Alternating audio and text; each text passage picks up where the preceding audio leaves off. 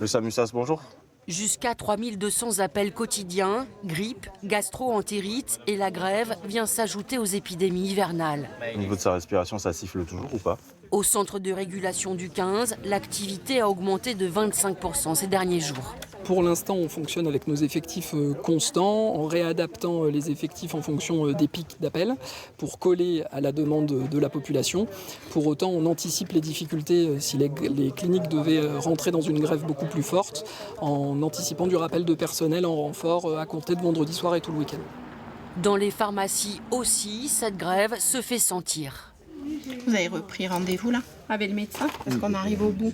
Faute de rendez-vous chez leur médecin traitant, certains trouvent ici une solution de dépannage.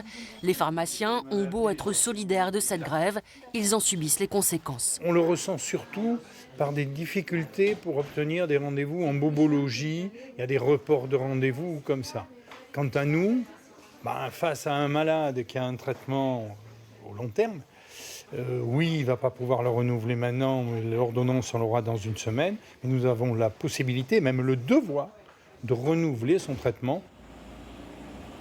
SOS Médecins aussi est en grève, sauf la nuit sur réquisition. Mais pour les cas plus sérieux, une alternative existe, la téléconsultation dans une pharmacie.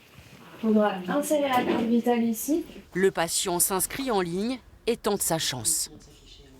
Je pense avoir soit la grippe, soit le Covid. Si possible, j'aimerais un arrêt de travail parce que je suis complètement HS. Les délais sont parfois un peu longs, jusqu'à 1 heure d'attente, mais cette option a le mérite de ne pas encombrer inutilement les urgences.